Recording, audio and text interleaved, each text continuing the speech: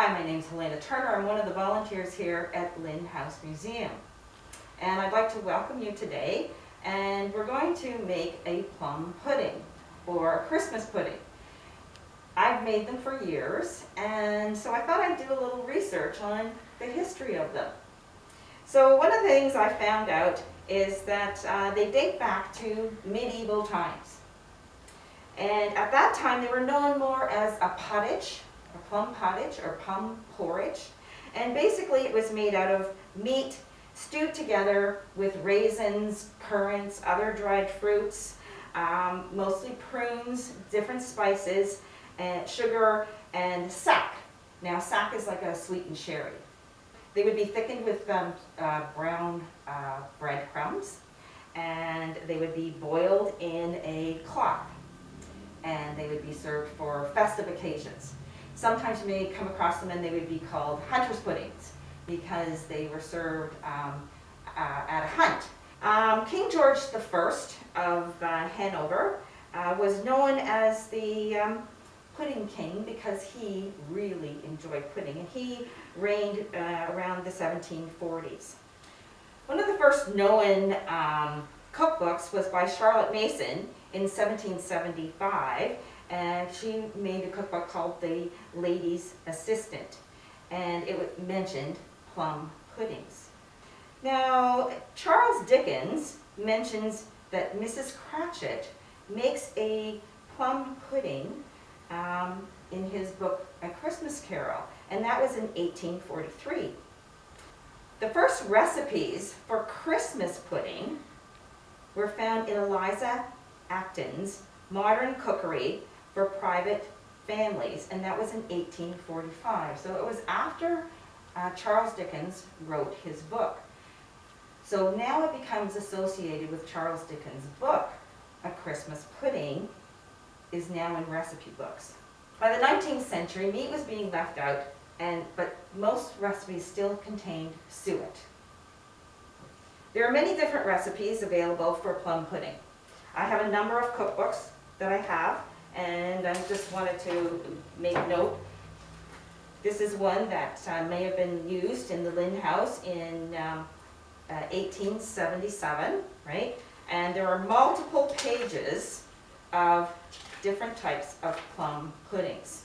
I also have a book by Hannah Glass, and Hannah Glass also mentions a pudding. And this one, she mentions, I just wanted to read to you about her plum pudding, spelled P-L-U-M-B puddings. It says, take a pound of suet, cut it into small pieces, not too fine, a pound of currants, a pound of raisins stoned, 8 eggs, half the whites, half nutmeg grated, a teaspoon of beaten ginger, a pound of flour, a pint of milk. Beat the eggs first, then half the milk, beat them together with degrees and stir in the flour, and then the suet, spices, and fruit, and as much milk that will make it come together and thick, and boil it for 5 hours. As I was looking through my cookbook collection, I came across a cookbook of my grandmother's. My family grew up here in Whitby, and this was one of the books that I inherited from my grandmother. So I decided that I would try one of her recipes. There are many different types of puddings. Sometimes they're called Christmas puddings, sometimes they're called plum puddings, sometimes they're called a hunter's pudding, or I've also made one called a poor man's pudding, which is basically a carrot pudding made with carrots and potatoes. So there are many different recipes you might like to try, but I picked the one from this cookbook, the Purity Cookbook, that is called A Christmas Pudding. But I did make a few adjustments to it for my personal taste. For this recipe, you're going to need 1 cup of raisins, 3/4 cups of sultan raisins, 3/4 cups of currants, 3/4 cups of candied peel, and 3/4 cups of sliced almonds, as well as the zest of half a lemon. You'll add 2 cups of suet, as well as 2 cups of breadcrumbs to your dried fruit. For your wet ingredients, you'll need 4 eggs, mixed with 1 cup of brown sugar. And then you will add a 1/4 cup of liquid. It can be milk. It can be any fruit juice you like. I've used orange juice, as well as a tablespoon of molasses. And also, for flavoring, I've added in a tablespoon of brandy. There's also the juice of half the lemon. And finally, you're going to add 1 tablespoon of flour, 1 teaspoon of cinnamon, because I like a lot of cinnamon, and some grated nutmeg, and I also add a little bit of cloves. In the bowl here we have all of the different dried fruits, and I have added almonds because I prefer to have almonds in mine as well. Also, I'm going to add in 2 cups of suet. Now, suet is a little difficult to find. I actually order it from a Scottish bakery, and then I pick it up from them, and it keeps well in the freezer. If you didn't have suet, you can use butter. You can also use vegetable shortening. What I would recommend is that you put it in the freezer and then grate it before you added it to your pudding. And the typical bread crumbs. Again, many different recipes you see will call for flour. This one contains more bread crumbs. And then I'm just going to mix all of those dry ingredients together.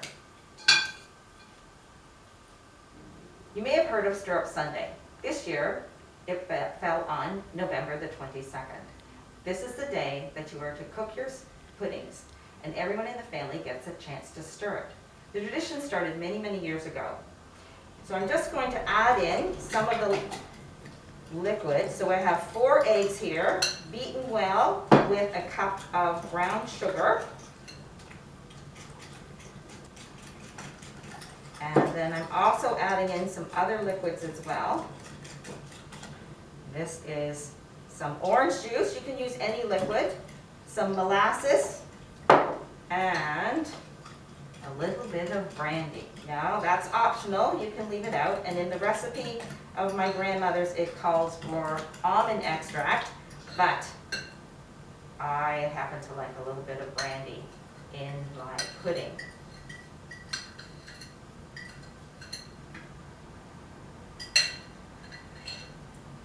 And then you're going to stir it. And everyone in the family gets a chance to stir the pudding.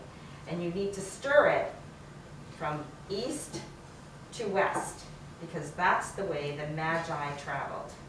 Now I'm also going to add a little bit of spices. There's a bit of flour, some cinnamon, cloves, and I like nutmeg in my pudding. And fresh grated nutmeg is the best. So you just get a nutmeg like this, and you grate it and add it to your pudding. Ooh, can you smell that? I can smell that. Smells absolutely delicious. And so now we have a fairly wet mixture. Okay. And so, as I said, everyone in the family would get a chance to stir the pudding, stirring it from east to west, stirring it 3 times, and making a wish. So one of the things that you're going to do is, once you pack your pudding into a pudding mold, is you may add some charms. This was something that they did, and on Christmas Day when you ate your pudding, you would hope to get a charm in your piece of pudding. They don't do this very much anymore because, you know, for safety reasons, but these are some of the charms that you may find in your pudding. So if you found a ring, then that meant that you were going to get married. A coin, a 6-pence, worldly fortunes. A thimble meant a life of blessedness. Sometimes you may have a wishbone or a horseshoe, which again would mean good luck. An iron, you're destined to always work. And an anchor means a safe harbor. You can purchase charms to put into your puddings if you wish. So here at Lynde House, they do have a few pudding molds. So this is one gorgeous mold that you would pack your pudding into. And then I just wanted to show you another one that we have here. Now, molds are a little difficult to get now. If you're lucky, you might be able to get one at an antique shop. Or if you can find a bowl like this is a typical pudding bowl. And again, you would pack your pudding into this mold. Some pudding molds come with a lid. But if your pudding mold doesn't have a lid, I wanted to show you what you can do. So you take a piece of parchment as well as a piece of tin foil. And you're going to put a nice little fold in it because the pudding may expand and you wouldn't want your pudding to boil over. Once you've packed your pudding all into the bowl, then you put this on the top, and this is the tricky part. You have to squish it all around and then take some butcher twine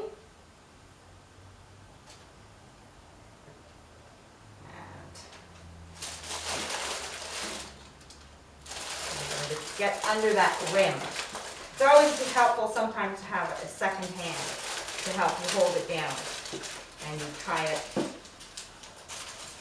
around under that rim, making a good seal.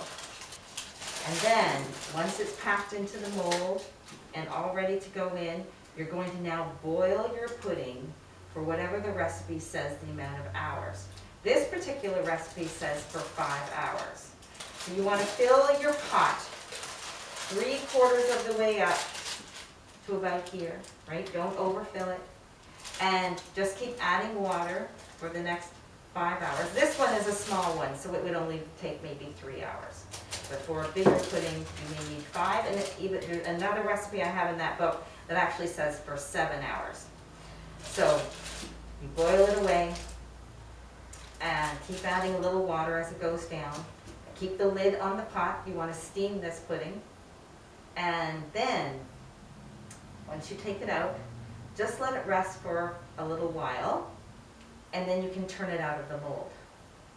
If you're planning to use it that particular day, if that's your Christmas day, right, you turn it out quickly. Otherwise, you can keep it in the mold and keep it refrigerated until Christmas Day, and then re-steam it for another hour just to loosen it up and warm it up, and then you would turn it out of the mold and bring it to the table.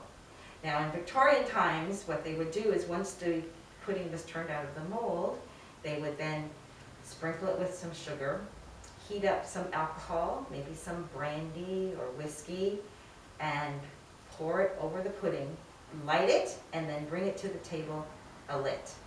And so it was the finishing touch to your Christmas dinner. So through the magic of video, we now have a pudding here for you to see.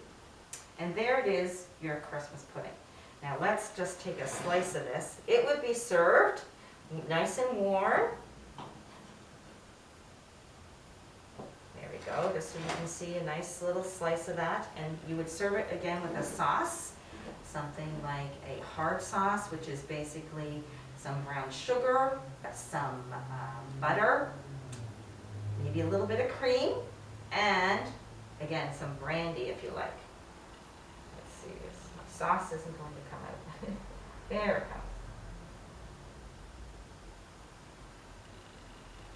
comes. So I'd like to wish you all a very happy and Merry Christmas from Lynde House and myself. Thank you.